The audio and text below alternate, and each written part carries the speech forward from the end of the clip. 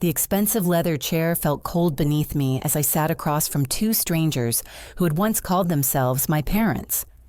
Mark and Susan shifted nervously in the downtown Seattle law office, their designer clothes screaming money while their eyes burned with barely contained greed. 12 years had passed since they dumped me on Grandpa William's doorstep like unwanted baggage. Now they sat here, smug expressions painted across their faces, absolutely certain they would inherit his $11 million fortune and sprawling Victorian mansion. The lawyer cleared his throat and began reading the will. Everything goes to Ashley Marie Thompson. Their confident smirks evaporated instantly as they realized their abandoned daughter had just become incredibly wealthy while they got absolutely nothing. The silence in that conference room felt suffocating as Mark and Susan processed what they had just heard. Their faces cycled through shock, disbelief, and finally burning rage as the reality sank in. I watched them struggle to comprehend that the little girl they had thrown away was now worth more money than they had ever dreamed of possessing. "This is impossible!" Mark sputtered, his voice cracking with desperation. "We're her legal parents. We have rights to that inheritance." Susan leaned forward aggressively, her perfectly manicured nails clicking against the polished conference table. William was just an old man living in some run-down neighborhood house. How could he possibly have $11 million? I felt my chest tighten as memories of that devastating day 12 years ago came flooding back. I was only 12 when they packed their bags and announced they needed space to rebuild their marriage. They claimed I would be better off with my grandfather temporarily while they sorted out their problems. But temporary became permanent when weeks turned into months and months turned into years. "You left me on his porch with a single suitcase," I said quietly, my voice barely above a whisper.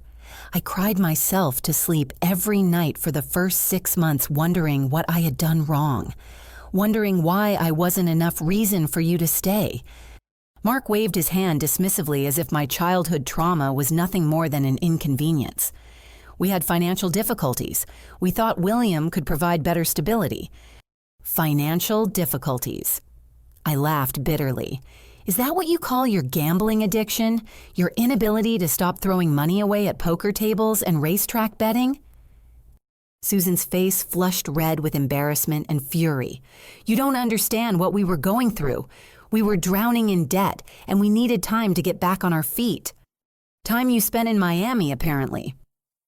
I continued watching their expressions change from defensive to guilty. Living in penthouses, driving luxury cars, posting photos on social media of your fabulous lifestyle, while I learned to cook dinner for myself and Grandpa because he was getting too frail to manage everything alone. The lawyer, Mr. Patterson, shifted uncomfortably in his seat as family secrets spilled across his professional conference room. But I needed them to hear this. I needed them to understand exactly what they had given up when they chose their selfish desires over their own daughter. "Grandpa William became everything you should have been," I said, my voice growing stronger with each word. "He helped me with algebra homework when I was struggling in 8th grade. He taught me to drive in the empty parking lot behind the grocery store. He sat up with me when I had the flu and made chicken soup from scratch because he said it would heal faster than the canned stuff." Mark's jaw clenched as he realized how much he had missed, how much he had thrown away. "We always planned to come back for you." "When?" I demanded. "After I graduated high school without you there. After I started college with scholarship money I earned myself. Or maybe after I spent 6 years learning everything Grandpa could teach me about business investing and building wealth." Susan suddenly straightened in her chair, her eyes narrowing with calculation. "Wait a minute. You've been living with him all this time, influencing him, manipulating him into leaving you everything." I felt my temper flare at her accusation. I earned every single dollar of that inheritance through 6 years of hard work, dedication, and genuine love for a man who deserved so much better than the son who rarely called and never visited. This inheritance should be split equally among family members. Mark declared, his voice taking on a threatening tone. "We'll contest this will. We'll prove undue influence." Mr. Patterson finally spoke up, his professional demeanor intact, despite the emotional chaos erupting in his office. I should mention that Mr. William Thompson anticipated potential challenges to his will. He took extensive precautions to ensure his final wishes would be legally bulletproof. Susan leaned back in her chair, her mind clearly racing as she processed this new information. "We've been monitoring his activities for the past few years through private investigators. We knew exactly when to time our return for maximum benefit." The casual way she admitted to spying on my grandfather made my blood run cold. They hadn't stayed away because they were ashamed or working on themselves. They had been calculating, waiting, planning their return, like vultures circling a dying animal. "You hired private investigators to spy on your own father?" I asked, incredulous at their complete lack of shame. Mark shrugged, as if stalking elderly relatives was perfectly normal behavior. "We needed to know when the right time would be to reconnect with family. We had no idea he was sitting on such massive wealth. Because if you had known, you would have been back years ago," I said, understanding their motivations with crystal clarity. "You would have swooped in, played the loving children, and manipulated him into changing his will." "We're here now," Susan said defensively. "We're ready to be a family again. We can split the inheritance 3 ways and put all this unpleasantness behind us." I stared at these two people who shared my DNA but felt like complete strangers. Their audacity was breathtaking. They wanted to waltz back into my life after 12 years of absence and claim equal shares of wealth they had done nothing to earn.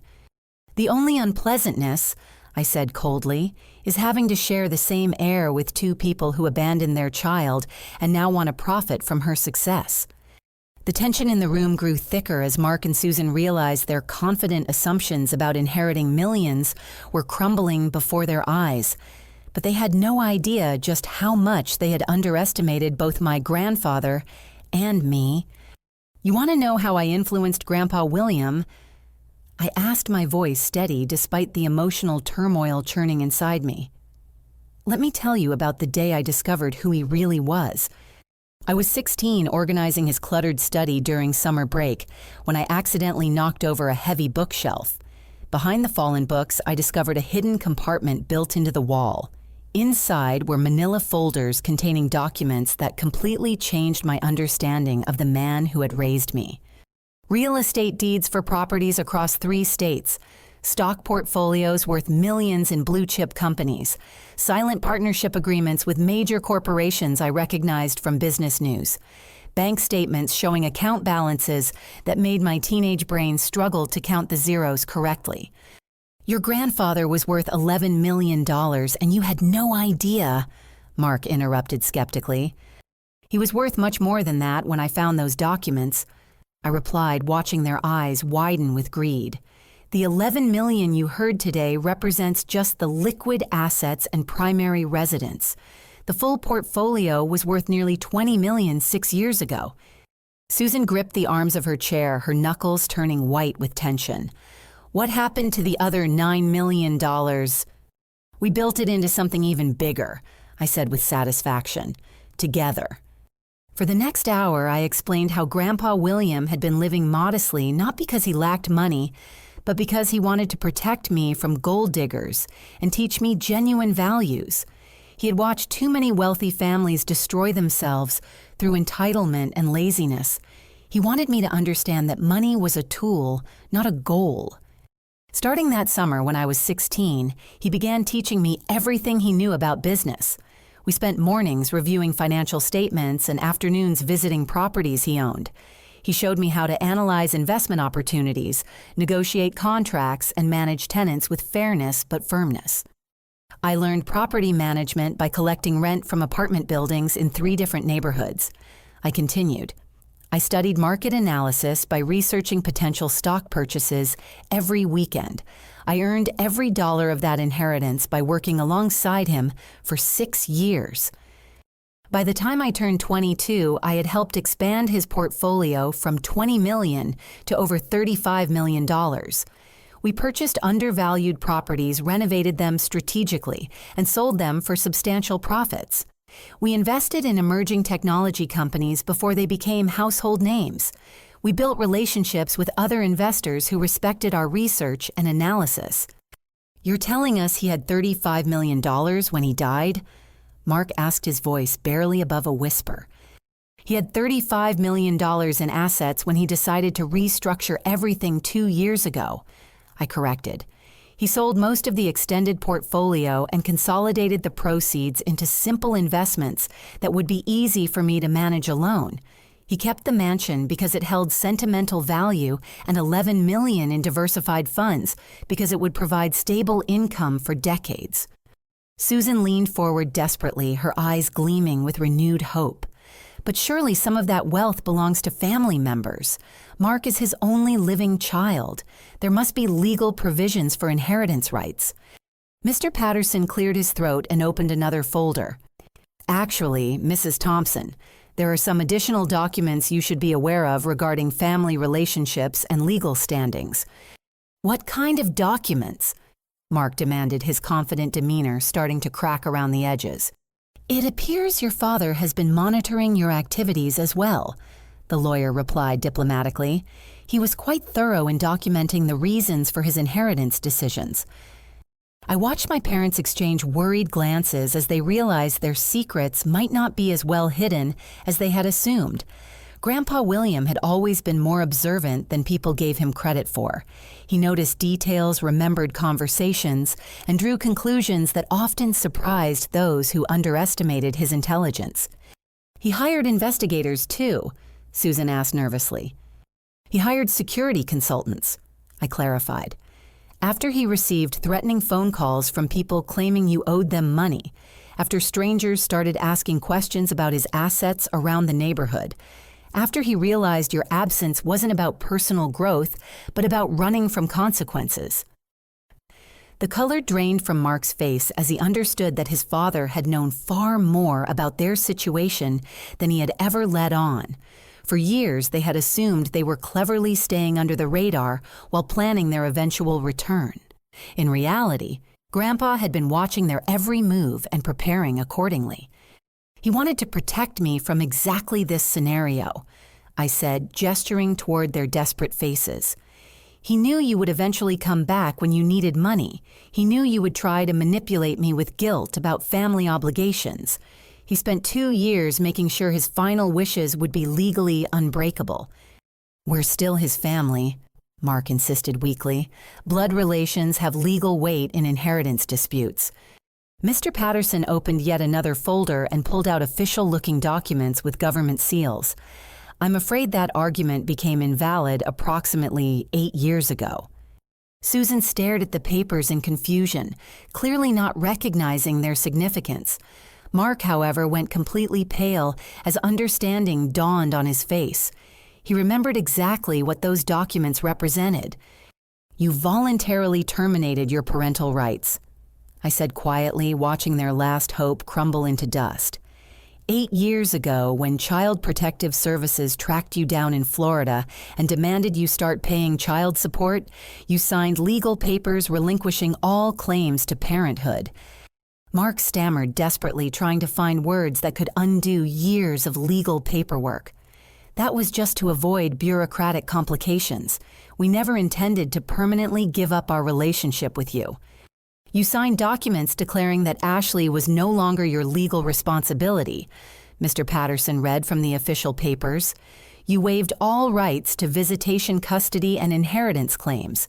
In the eyes of federal and state law, you are legal strangers. Susan finally understood the magnitude of their mistake. In their haste to avoid financial obligations, they had severed the very legal bonds that could have given them access to the inheritance they now desperately needed. But even as hope faded from their faces, I could see calculation returning to their eyes. They weren't ready to give up their dreams of easy money without a fight. The revelation about the terminated parental rights should have ended the conversation, but Mark and Susan clearly had no intention of walking away from $11 million without exhausting every possible angle. I watched them exchange glances across the conference table, and I could practically see the wheels turning as they shifted into full manipulation mode. Susan suddenly burst into tears, her carefully applied makeup running in dark streaks down her cheeks. "Oh, honey, you don't understand how much we've suffered these past 12 years. Every single day we've thought about our precious baby girl and wondered if we made the right choice."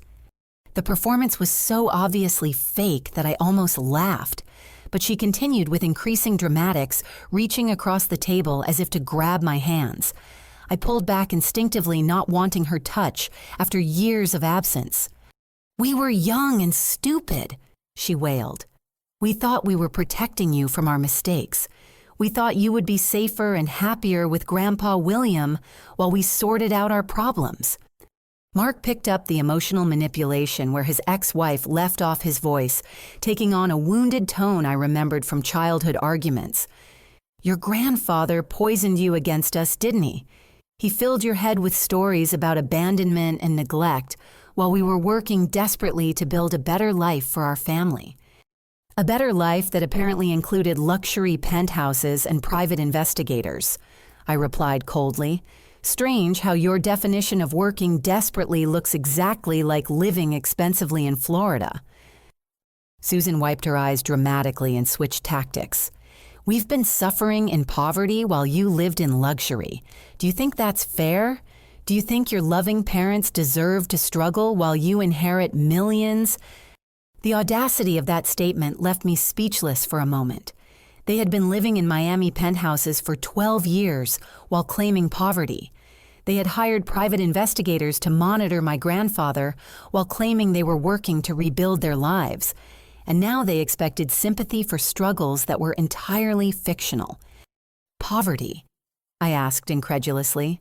"I've seen your social media posts. I've seen the photos of beach vacations and expensive restaurants. I've seen the luxury cars and designer clothes. Exactly which part of your lifestyle qualifies as poverty?" Mark's face reddened with anger as his lies were exposed so directly. "You've been spying on us." "I've been curious about the people who abandoned me," I corrected. "It's amazing how much information people share voluntarily when they think no one important is watching." Susan tried a different approach, leaning forward with false sincerity painted across her features. "Look, we can put all this unpleasantness behind us. Family is family right. We can split the inheritance 3 ways and start fresh.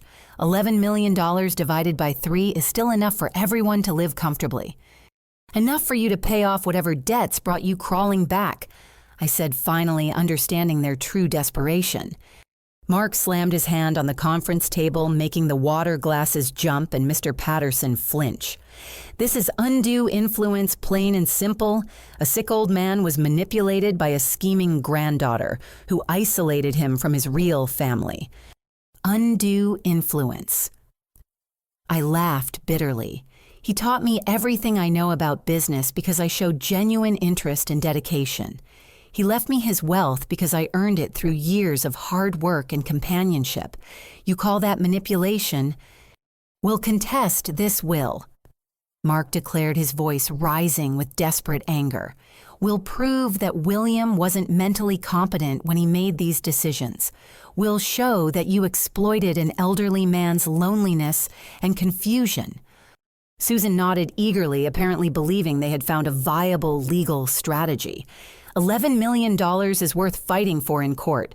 We have rights as his biological children and your birth parents. Mr. Patterson had been listening quietly to this family drama unfold in his professional conference room, but now he felt compelled to interject with legal reality. "I should inform you that Mr. Thompson anticipated potential challenges to his mental competency. He underwent extensive psychological evaluations specifically to prevent such claims." "What kind of evaluations?" Mark demanded. "Annual cognitive assessments by board-certified neurologists, quarterly mental health evaluations by licensed psychiatrists, regular consultations with estate planning attorneys who documented his mental clarity and decision-making capacity throughout the will creation process." I smiled as I remembered those appointments, how seriously Grandpa had taken the responsibility of protecting his legacy from potential legal challenges. He had been determined to ensure that his final wishes would be respected, regardless of what desperate relatives might claim after his death. He spent 2 years building an absolutely bulletproof legal foundation for this inheritance. I added, every decision was documented, witnessed, and verified by multiple independent professionals. Susan's false tears turned into genuine frustration as their legal options evaporated. There has to be something we can do, some way to challenge this ridiculous situation. You could try accepting responsibility for your choices, I suggested. You could acknowledge that actions have consequences and that abandoning your child was never going to end well for anyone. Mark pointed an accusatory finger at me, his face twisted with rage and desperation. You turned him against us. You poisoned our relationship with lies and manipulation. I told him the truth, I replied calmly. When he asked why I cried myself to sleep for months, I told him about the abandonment. When he asked why you never called or visited, I told him I didn't know because you never bothered to explain. When he asked if I missed you, I told him honestly that I missed the parents I thought I had, not the people you actually turned out to be. Susan tried one final appeal to emotion, her voice taking on a pleading quality that might have worked on a different audience. Please, honey, we're your parents. We love you. We've made mistakes, but we're trying to make things right. Can't you find it in your heart to forgive us and share this blessing? The time for forgiveness was 12 years ago, I said firmly. The time for making things right was when you chose gambling and luxury over responsibility and family. The time for sharing blessings was when you decided my needs mattered less than your desires. Mark stood up abruptly, his chair scraping loudly against the floor. We'll find a way to contest this. We'll hire the best lawyers money can buy.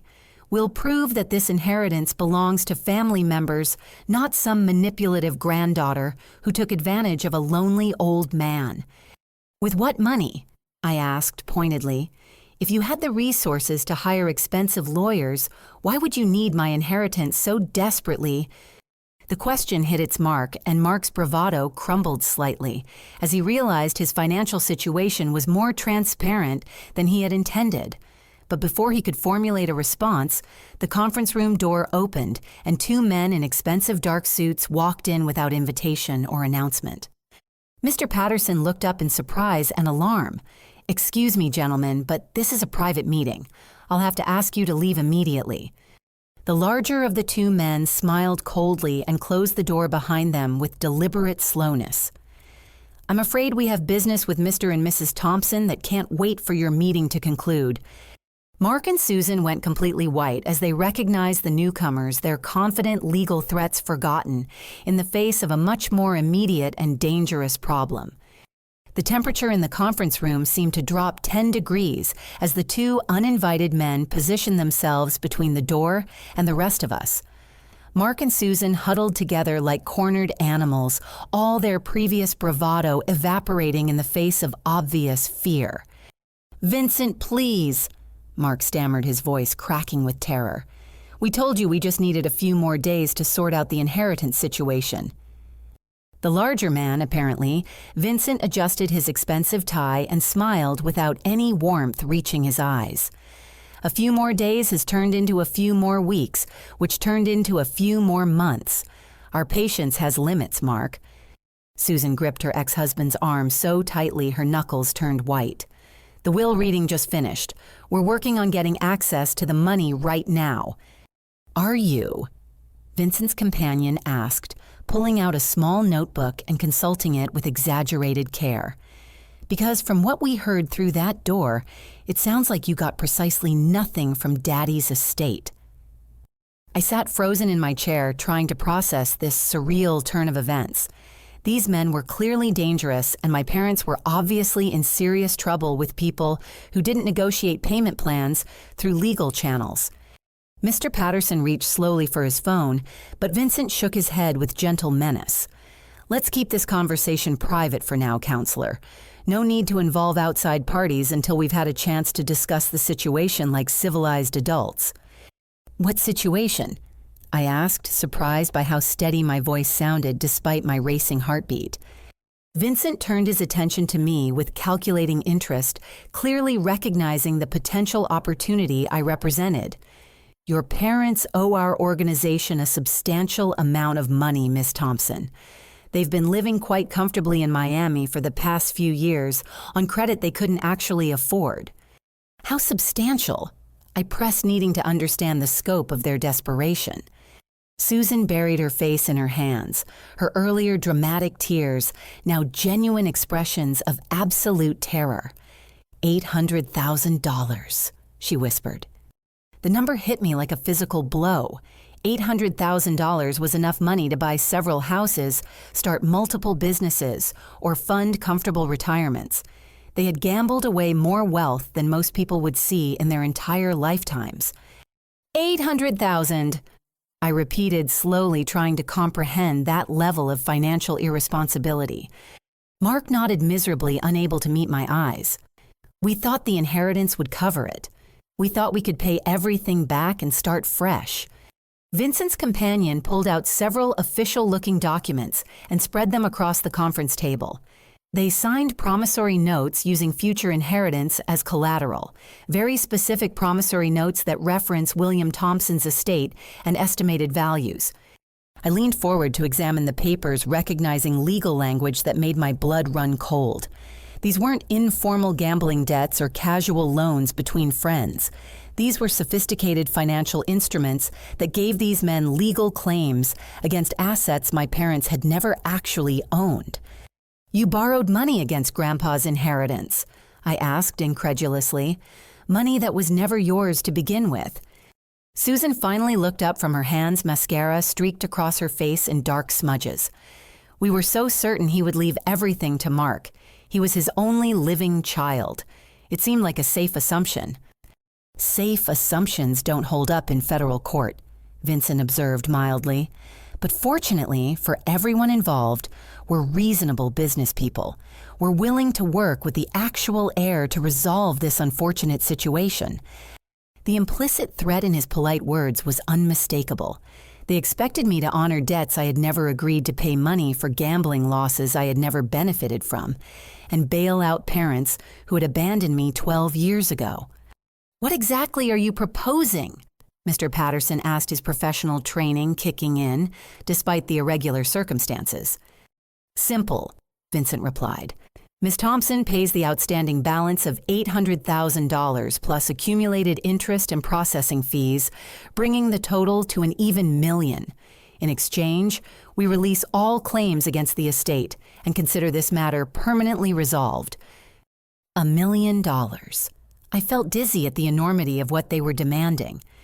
Vincent's companion consulted his notebook again. Actually, given the extended payment delays and additional complications, we're looking at $1.2 million for complete resolution. Mark jumped to his feet desperately. Ashley, please. These aren't people you can negotiate with. They've made it very clear what happens to families who don't pay their debts. What happens? I asked, though part of me didn't want to know the answer. Susan spoke in a barely audible whisper. Phone calls in the middle of the night with breathing but no words. Vandalized cars in secure parking garages. Photos of us going about our daily routines slipped under our hotel room doors. We've been living in constant fear for months, Mark added. Moving from hotel to hotel, never staying in one place long enough to feel safe. They know where we are every minute of every day. Vincent spread his hands in a gesture that might have seemed reasonable if not for the underlying menace in his eyes. We're not unreasonable people. We understand that family relationships can be complicated, but business is business, and debts must be paid by someone. By someone who never agreed to be responsible for those debts, I pointed out. By someone who now has access to more than enough money to resolve this unpleasantness, he countered smoothly. The room fell silent as everyone processed the impossible situation. My parents had gambled away nearly $1 million and used my grandfather's estate as collateral without permission. Now dangerous criminals were demanding I pay their debts or face consequences that remained unspecified but clearly serious. Mr. Patterson cleared his throat carefully. I should point out that Miss Thompson has no legal obligation to honor financial agreements she never signed. Vincent smiled that cold, empty smile again. Legal obligations and practical obligations are sometimes different things, counselor. Miss Thompson has the resources to solve this problem. Her parents will face severe consequences if she chooses not to help them. Sometimes family loyalty transcends legal technicalities. Family loyalty. I laughed bitterly. These people abandoned me 12 years ago and only returned when they needed money. Why would I feel loyal to strangers who see me as nothing more than a potential solution to their gambling problems?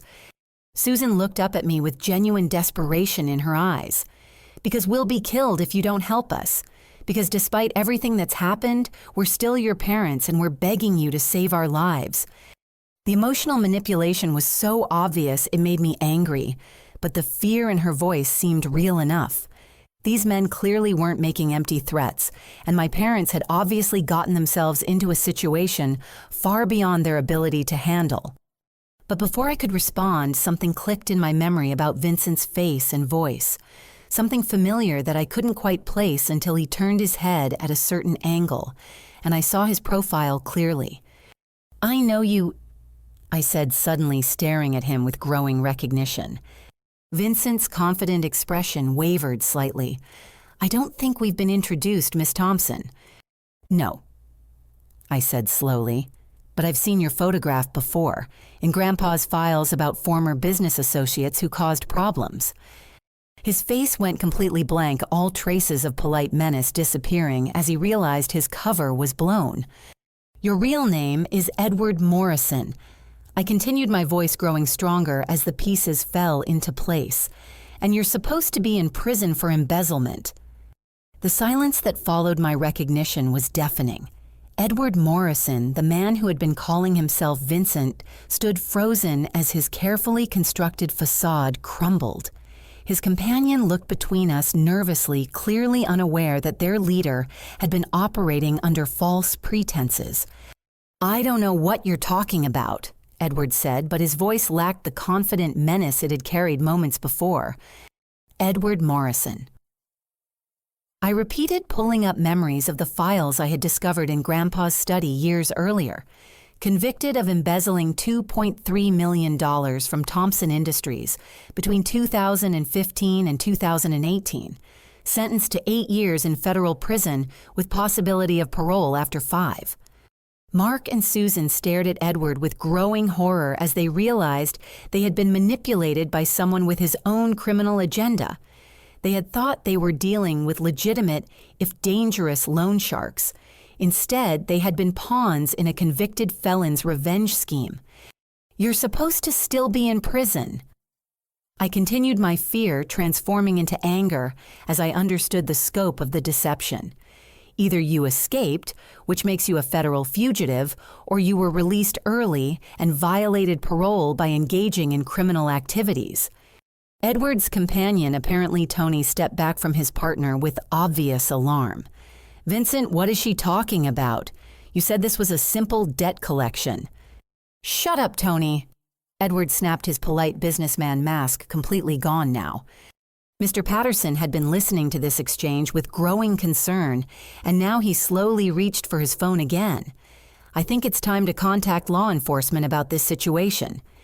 Edward moved faster than I expected for a man his size, grabbing the lawyer's wrist before he could complete the call. "I said no outside parties until we finish our business." "Your business is fraud," I said, standing up from my chair despite my trembling legs. "Grandpa told me all about you, Edward, how you embezzled money by creating fake vendor accounts and billing for services never provided, how you forged his signature on financial documents, how you nearly destroyed 20 years of careful business building before he caught you. Your grandfather was a senile old fool who didn't appreciate innovative approaches to business development." Edward snarled, his true personality finally emerging. My grandfather was sharp enough to catch your embezzlement and smart enough to gather evidence that put you in federal prison, I shot back, and apparently wise enough to warn me that you might try something like this when you got out. Tony was backing toward the door, clearly wanting nothing to do with whatever mess his partner had dragged him into. This wasn't supposed to involve revenge schemes against old business partners. "Stay where you are," Edward ordered, pulling something from inside his jacket that made everyone in the room freeze. Mr. Patterson raised his hand slowly, his face pale with fear. "Let's all remain calm and discuss this rationally." Rational went out the window when this little princess inherited money that should have been mine, Edward growled. "I spent 5 years in prison because of her grandfather. I lost everything while he lived comfortably off profits I helped generate." "Profits you helped steal," I corrected, surprised by my own courage in the face of obvious danger. Susan whimpered from her chair, finally understanding that she and Mark had been manipulated by someone whose motivations had nothing to do with gambling debts. "You used us to get to her." "You made it easy," Edward admitted with cruel satisfaction. Two desperate gamblers drowning in real debt, stupid enough to believe I represented legitimate loan sharks.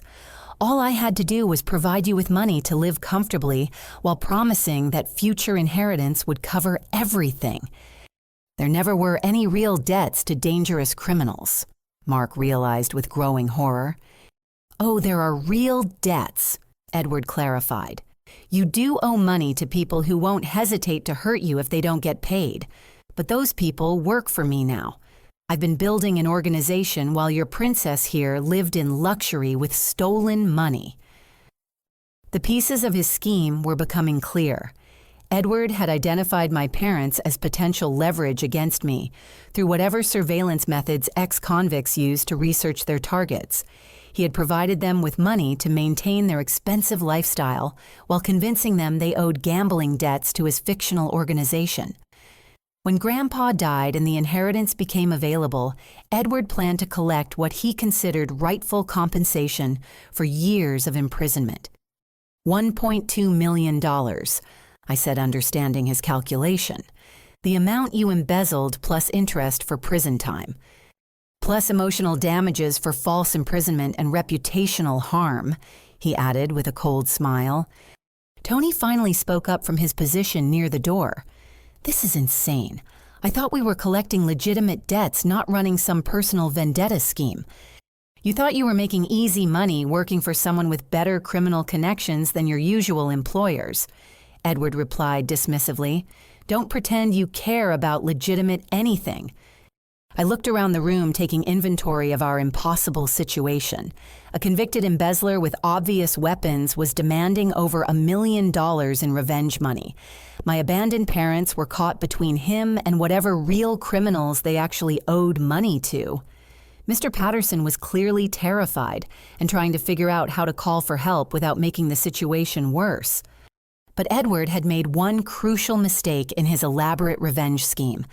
Grandpa William had been preparing me for exactly this scenario for years, and I wasn't the helpless victim Edward expected to find.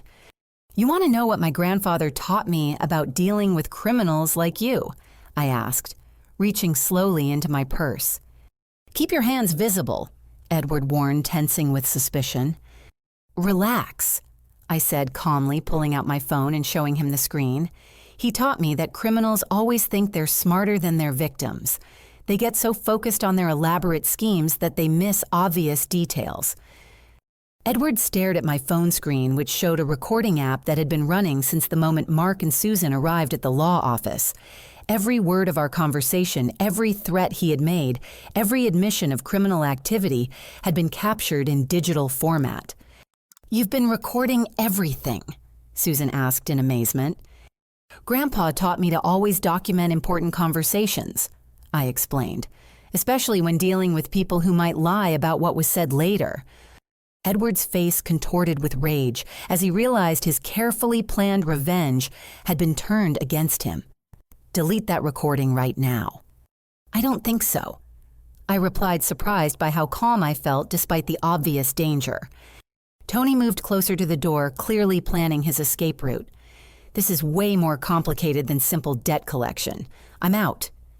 But before he could reach for the door handle, it opened from the outside and 3 people in FBI windbreakers entered the conference room with weapons drawn. Federal agents announced the lead woman a serious-faced professional who looked like she had been expecting exactly this scenario. Everyone remain calm and keep your hands visible. Edward's weapon clattered to the floor as he realized his revenge scheme had just become a federal case. Agent Sarah Chen surveyed the conference room with the practiced eye of someone who had walked into similar situations many times before. Her 2 colleagues quickly secured Edward's weapon while keeping everyone else seated and calm. "Miss Thompson," Agent Chen said, addressing me directly, "are you injured?" "No," I replied, still processing the surreal turn this meeting had taken. "But I'm very confused about how federal agents knew to be here." Agent Chen holstered her weapon and pulled out a small recording device. "We've been monitoring Edward Morrison since his release from federal prison 6 months ago.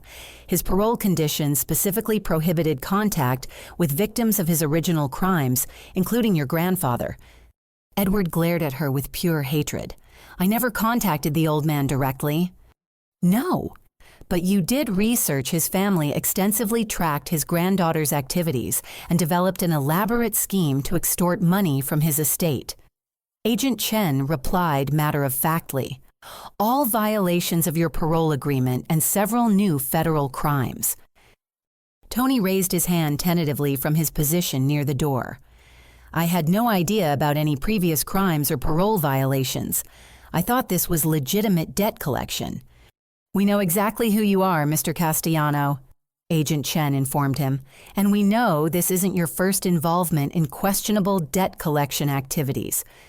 I stared at the federal agents, still trying to understand how they had arrived at exactly the right moment. "How did you know what was happening here?" Agent Chen smiled for the first time since entering the room. "Your grandfather contacted us 3 months before his death. He suspected Mr. Morrison might attempt something like this after his release from prison. The revelation hit me like lightning. Even in his final months, Grandpa had been protecting me from threats I didn't even know existed. He had been planning this moment, preparing for possibilities I couldn't have imagined on my own." "He was working with federal agents?" Susan asked weakly. "Mr. Thompson provided valuable information about Mr. Morrison's criminal activities and potential associates," Agent Chen explained. "In exchange, we agreed to monitor the situation and intervene if necessary to protect his granddaughter." Mark looked around the room in confusion. "So none of this was real? The gambling debts, the threats, the demands for money?" "Your gambling debts are very real," Agent Chen corrected. "You do owe approximately $200,000 to various casino operations and private lenders in Florida. But Mr. Morrison inflated those numbers and inserted himself as a collection agent to further his own agenda." Edward laughed bitterly from his position in handcuffs. $200,000, $800,000, what difference does it make? They can't pay either amount. "The difference," I said slowly, "is that $200,000 is within the range of help I might consider providing to people who genuinely wanted to change their lives." My parents stared at me with surprise and growing hope. They had expected rejection and anger, not potential assistance with their real problems. Agent Chen consulted her notes before continuing. "Mr. Morrison's scheme involved providing your parents with approximately $400,000 over the past 18 months. Money obtained through identity theft, credit card fraud, and other criminal activities we've been investigating." "He gave us stolen money," Susan gasped. "Money that will need to be returned to its rightful owners," Agent Chen confirmed. "But that's a separate issue from your legitimate gambling debts." Tony spoke up nervously. "What about the rest of us? I really didn't know about the federal crimes angle." "Mr. Castellano, you'll be charged with several state and local violations related to intimidation and extortion attempts," Agent Chen replied, "but your cooperation in this investigation will be noted favorably." I watched Edward's face as his elaborate revenge scheme crumbled completely. Years of planning and preparation had led to this moment of absolute failure, and he clearly understood that his future involved returning to federal prison for much longer than his original sentence. "There's one more thing," Agent Chen said, turning back to me. "Your grandfather left specific instructions about how to handle this situation if it arose." She handed me a sealed envelope with my name written in Grandpa's familiar handwriting. Inside was a letter that made my eyes fill with tears as I recognized his voice in every carefully chosen word. "My dear Ashley," the letter began, "if you are reading this, it means Edward Morrison tried exactly what I expected him to try. By now, you know that I have been working with federal agents to protect you from his revenge schemes. You also know that your parents have found themselves in serious trouble through their own poor choices. I want you to understand that everything I taught you about money business in life was preparation for moments like this. You have the resources to help people, but you also have the wisdom to recognize when help will be appreciated versus when it will be wasted. Your parents made terrible decisions that hurt you deeply, but they are still human beings who deserve a chance to learn from their mistakes if they are genuinely committed to change. The choice of whether to help them is entirely yours, and I will be proud of you regardless of what you decide. Remember that true wealth isn't measured in dollars, but in the positive impact you have on the world around you. Use your inheritance wisely. Trust your instincts, and never let anyone make you feel guilty for being successful. All my love, Grandpa William." I wiped away tears as I finished reading his final message. Even from beyond the grave, he was still teaching me important lessons about life forgiveness and responsibility. Agent Chen waited respectfully for me to compose myself before speaking again. "The federal charges against Mr. Morrison are substantial. He'll likely face 15 to 20 years in prison. Your testimony about his threats and demands will strengthen the case considerably." "What about my parents?" I asked, looking at Mark and Susan with emotions I couldn't quite identify. "Their gambling debts are civil matters, not criminal ones," Agent Chen explained. "They'll need to work out payment arrangements with their legitimate creditors. The money they received from Mr. Morrison will be recovered as proceeds of criminal activity, but that doesn't affect their personal obligations." Mark finally spoke, his voice heavy with shame and exhaustion. "Ashley, we know we have no right to ask anything of you. We abandoned you when you needed us most, and we only came back when we needed money. We understand if you never want to see us again." Susan nodded through fresh tears. "We made terrible choices that hurt the person we should have protected most. We don't deserve forgiveness, and we certainly don't deserve financial help." I looked at these two broken people who had given me life but failed to give me love when I needed it most. They were facing real consequences for real mistakes, but they also seemed genuinely remorseful for the first time since walking into this conference room. "The letter said the choice was mine," I said quietly, "and that Grandpa would be proud of me regardless of what I decided." Agent Chen gathered her materials and prepared to leave with her prisoners. "Miss Thompson, we'll need you to come to our office within the next few days to provide formal testimony. But for now, you're free to handle your family matters however you see fit." As the federal agents escorted Edward and Tony from the conference room, I was left alone with Mark, Susan, Mr. Patterson, and the biggest decision of my adult life. The conference room felt eerily quiet after the federal agents left with their prisoners. Mr. Patterson busied himself organizing scattered legal documents, while Mark and Susan sat in stunned silence, processing the magnitude of their situation and their uncertain future. I looked at my parents, these strangers who shared my DNA, but felt like actors from a play I had never auditioned for. They appeared smaller, somehow diminished by the exposure of their lies and the collapse of their desperate schemes. But for the first time since they had walked into this office, they also seemed genuinely human. $200,000, I said quietly, breaking the silence that had stretched between us. That's what you actually owe to legitimate creditors. Mark nodded miserably. "We know it's a lot of money. We know we have no right to ask you for help after everything we've done."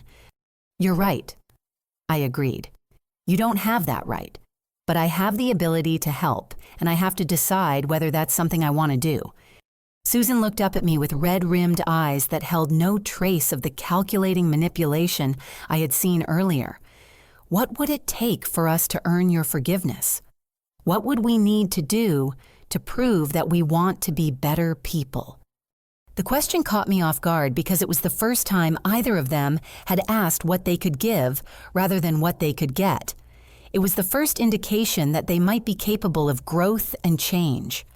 "Forgiveness isn't something you can earn," I said slowly. "It's something I can choose to give if I believe it will help all of us heal and move forward." I thought about Grandpa's letter and his final lessons about wealth responsibility and human dignity. He had always believed that people deserved second chances if they were genuinely committed to learning from their mistakes. Here's what I'm willing to offer. I continued surprising myself with the decision that felt right in my heart. I will pay off your legitimate gambling debts to give you a fresh financial start. In exchange, you will enter a residential addiction treatment program and complete at least 1 year of counseling. Mark and Susan exchanged glances filled with hope and disbelief. They had expected rejection and anger, not offers of help with conditions attached. "You would do that for us," Susan whispered. "After everything we've put you through..." "I'm doing it for the 12-year-old girl who cried herself to sleep wondering what she had done wrong," I replied. "She deserves to know that her parents are capable of becoming the people she needed them to be." Mr. Patterson looked up from his paperwork with approval. "That's a very generous offer, Miss Thompson. Would you like me to draft formal agreements outlining the terms?" "Yes," I said firmly. "I want legal documentation that they will complete treatment and maintain sobriety for at least 2 years. If they violate those terms, they become responsible for repaying the money I provided." Mark stood up and walked toward me hesitantly as if asking permission to approach. "Ashley, I know words can't undo 12 years of absence and abandonment, but I want you to know that I'm proud of the woman you've become, despite our failures as parents. I became this person because Grandpa William gave me the love and guidance you should have provided," I replied honestly. "But I'm willing to believe you can learn to be better if you're genuinely committed to change." Susan joined Mark, both of them standing before me with expressions of gratitude and determination I had never seen before. "We'll do whatever it takes to earn a place in your life again. We'll complete any program you think is necessary." "This isn't about earning a place in my life," I clarified. "This is about you learning to live with integrity and self-respect. Whether we ever have a relationship beyond this moment is something we can discuss after you've proven you're capable of keeping commitments." Mr. Patterson cleared his throat diplomatically. "If I may suggest, it might be helpful to establish specific milestones and check-in points, 6-month reviews to assess progress and address any concerns that arise." "That sounds reasonable," I agreed. "And I want them to understand that this offer comes with 0 guarantees about future relationships or additional financial support." Mark nodded earnestly. "We understand completely. This is about us taking responsibility for our mistakes and trying to become people worthy of your respect." "Good," I said, feeling a weight lift from my shoulders that I hadn't realized I was carrying, because I refuse to spend the rest of my life angry about things I can't change. Over the next hour, Mr. Patterson helped us draft preliminary agreements outlining the terms of my assistance. Mark and Susan would enter separate residential treatment programs within 30 days. They would complete at least 12 months of counseling. They would maintain sobriety and provide regular updates on their progress.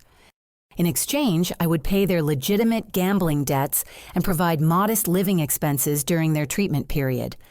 After completing the program, they would be responsible for rebuilding their own lives without additional financial support from me. "There's one more thing," I said as we prepared to finalize the arrangements. "I'm establishing a foundation in Grandpa's memory to help children who have been abandoned by their parents. Part of your recovery process will involve volunteering with that foundation if you're serious about making amends for your choices." Susan began crying again, but these tears seemed genuine rather than manipulative. William would be so proud of the person you've become. He raised an amazing daughter when we failed to do our job. He raised his granddaughter, I corrected gently, but maybe you can learn to become parents worth knowing. As Mark and Susan left the conference room to begin the process of checking into treatment programs, I felt a complex mixture of emotions. I wasn't naive enough to believe that addiction recovery was simple or that our family relationships could be easily repaired. But I had given them an opportunity to prove they could change, and I had honored Grandpa's teachings about compassion and second chances. Mr. Patterson gathered the final documents and prepared to file the necessary paperwork. Your grandfather would indeed be proud of how you handled this situation, Miss Thompson. He prepared me for it.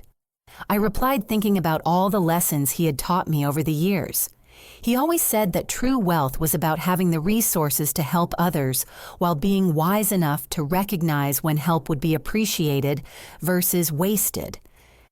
3 months later, I received my first progress report from the treatment facility, where Mark and Susan were working on their recovery.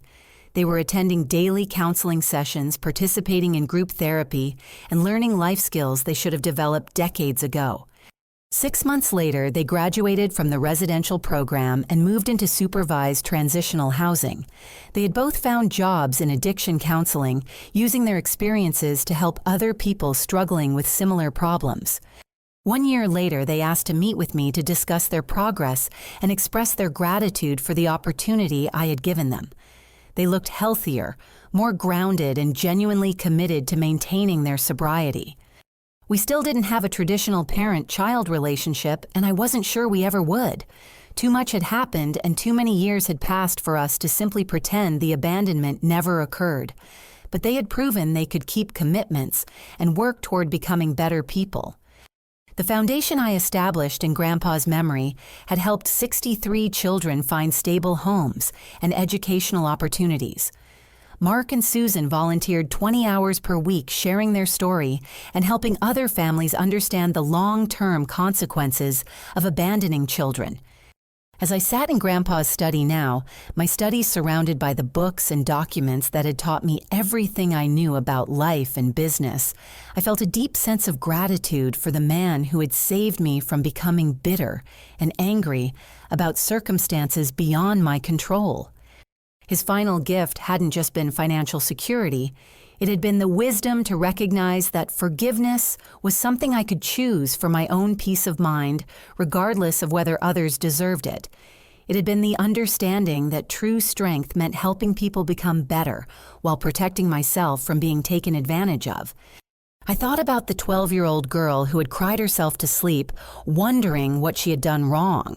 She deserved to know that she had done nothing wrong, that she was worthy of love and respect, and that the adults who failed her were capable of learning to be better people if given the right motivation and support. Most importantly, she deserved to know that she could build a life filled with purpose, generosity, and genuine happiness, regardless of how it started. What do you think about second chances? Have you ever had to decide whether to help someone who had hurt you in the past? I'd love to hear your thoughts in the comments below. If this story resonated with you, please like this video.